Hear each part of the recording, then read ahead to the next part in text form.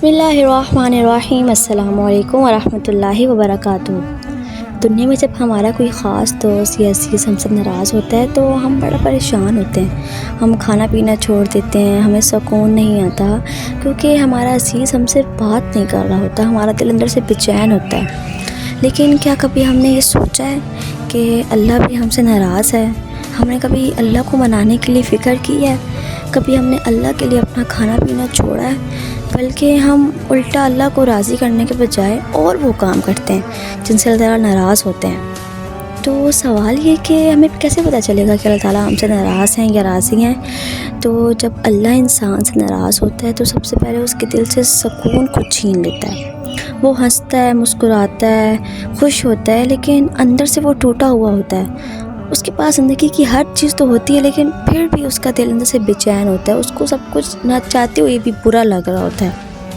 اس کے بعد انسان کی دعائیں قبول نہیں ہوتی ہیں۔ وہ ہاتھ تو اٹھاتا ہے اپنے رب سے مانگنے کے لیے کہ مجھے یہ چیز دے دیں، لیکن اللہ تعالیٰ اس کی دعائیں قبول ہی نہیں کرتے ہیں، اس کی دعا آسمان تک ہی نہیں پہنچتی ہے۔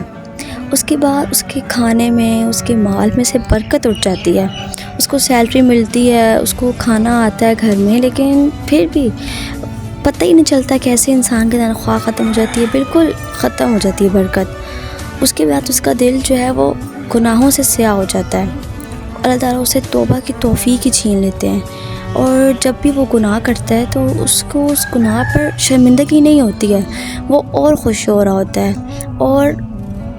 اور گناہ کرنے کی کوشش میں لگا رہتا ہے، استغفر اللہ۔ اور سب سے آخری چیز، جب اللہ اپنے بندے سے ناراض ہوتا ہے تو وہ اس کو نیک لوگوں سے دور کر دیتا ہے۔ اس کو اچھا ہی نہیں لگتا ہے نیک لوگوں کی محفل میں بیٹھنا، اس کو نیکوں کی والی محفلیں بوجھ لگتی ہیں، اس کا مسجد میں دل نہیں لگتا، اس کی زبان سے اللہ کا ذکر نہیں نکلتا۔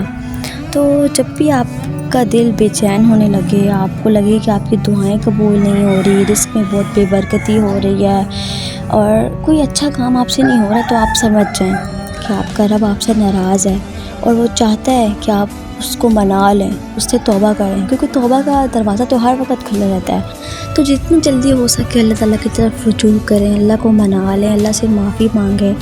اگر یہ توبہ کا دروازہ بند ہو گیا تو اس وقت ہمارا کیا حشر ہوگا، ہم کس منہ سے اللہ تعالیٰ کے پاس جائیں گے، اور سب کے سامنے ہمارے سارے نامہ اعمال کھول کے رکھ دیے جائیں گے، تو وہ تو ہمارے لیے بہت زیادہ شرمناک لمحہ ہوگا۔